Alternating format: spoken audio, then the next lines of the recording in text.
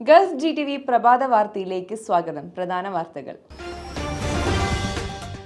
UAEയിൽ May 2-ന് കനത്ത മഴയും ഇടിമിന്നലും പൊടിക്കാറ്റും പ്രതീക്ഷിക്കുന്നതായി കാലാവസ്ഥാ കേന്ദ്രം. UAEയുടെ ചില ഭാഗങ്ങളിൽ ആലിപ്പഴ വർഷവും കനത്ത മഴയും. അൽ മക്തൂം രാജ്യാന്തര വിമാനത്താവളത്തിലെ പാസഞ്ചർ ടെർമിനലിന്റെ രൂപരേഖയ്ക്ക് അംഗീകാരം. മഴക്കെടുതി നിർദ്ദേശങ്ങളുമായി ഷാർജ കൺസൾട്ടേറ്റീവ് കൗൺസിൽ. ചില സ്ഥാപനങ്ങൾക്ക് പലിശരഹിത വായ്പയുമായി UAE. മഴക്കെടുതികൾ നേരിടാൻ സമഗ്രമായ സംവിധാനങ്ങൾ. വാർത്തകൾ വിശദമായി. UAEയിൽ വീണ്ടും അസ്ഥിരമായ കാലാവസ്ഥാ മുന്നറിയിപ്പ് നൽകി നാഷണൽ സെന്റർ ഓഫ് മെറ്റീരിയോളജി. UAEയുടെ വിവിധ ഭാഗങ്ങളിൽ 2024 മെയ് 2 വ്യാഴാഴ്ച അസ്ഥിരമായ കാലാവസ്ഥയും മഴയും പ്രതീക്ഷിക്കാമെന്നാണ് നാഷണൽ സെന്റർ ഓഫ് മെറ്റീരിയോളജി അറിയിച്ചിരിക്കുന്നത്. പലയിടങ്ങളിലും വ്യത്യസ്ത തീവ്രതയുള്ള മഴയും ഇടിമിന്നലും പൊടിക്കാറ്റും ഉണ്ടാകാം. താപനില ഗണ്യമായി കുറയുമെന്നും പ്രവചനമുണ്ട്. അറേബ്യൻ ഗൾഫിൽ കടൽ പ്രക്ഷുബ്ധമായിരിക്കുമെന്നും പ്രവചനമുണ്ട്. കാലാവസ്ഥയുമായി ബന്ധപ്പെട്ട് മറ്റ് വെബ്സൈറ്റുകൾ പകൽ സമയത്ത് ഇടിമിന്നലോടുകൂടിയ മഴയ്ക്ക് സാധ്യതയെ സൂചിപ്പിക്കുന്നുണ്ട്. മിതമായ കാറ്റിനൊപ്പം 70% മഴ പെയ്യാൻ സാധ്യതയുമുണ്ട്. രാത്രിയാകുമ്പോൾ മഴയുടെ സാധ്യത 50% കുറയും. ഏപ്രിൽ 16-ന് UAEയിൽ ഉണ്ടായ കനത്ത മഴ ആഗോള കാലാവസ്ഥാ വ്യതിയാനത്തിന്റെ പ്രതിഫലമാണെന്ന് അതോറിറ്റി നേരത്തെ അറിയിച്ചിരുന്നു.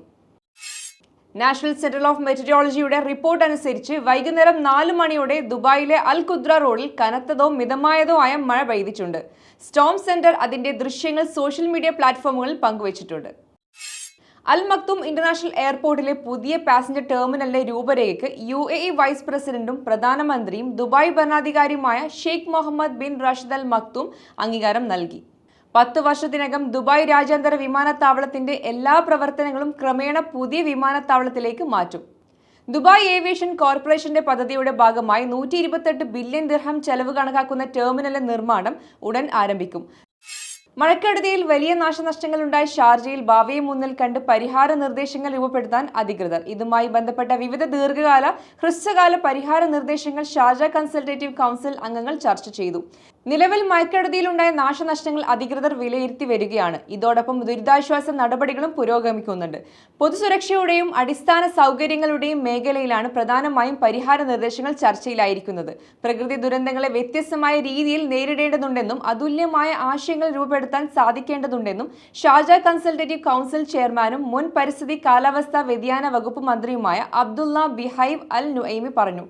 കൗൺസിൽ അംഗങ്ങളുടെ നിർദ്ദേശങ്ങൾ വിലയിരുത്തിയ ശേഷം തിരഞ്ഞെടുത്തവ മാത്രമാണ് തീരുമാനത്തിലായി സമർപ്പിക്കുക. മഴക്കെടുതി ബാധിച്ച ചില ഇടത്തരം ചെറുകിട സ്ഥാപനങ്ങൾക്ക് പലിശരഹിത വായ്പ അനുവദിക്കും.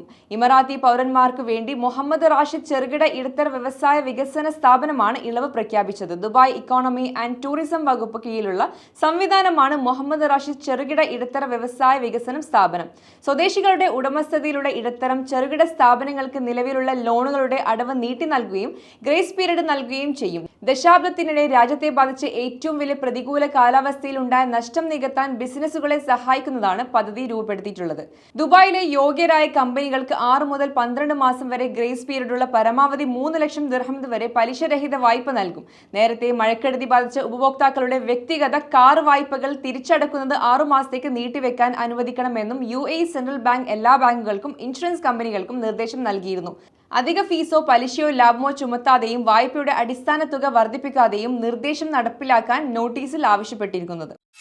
UAEയിലും ഒമാനിലും 80%-ലധികവും ജനവാസ കേന്ദ്രങ്ങൾ താഴ്ന്ന പ്രദേശങ്ങളായതിനാൽ ശക്തമായ മഴയുണ്ടായാൽ അവിടങ്ങളിൽ വലിയ വെള്ളക്കെട്ടുകൾ ഉണ്ടാകാൻ സാധ്യതയുള്ളതായി അനുഭവങ്ങൾ ബോധ്യപ്പെടുത്തുന്നു.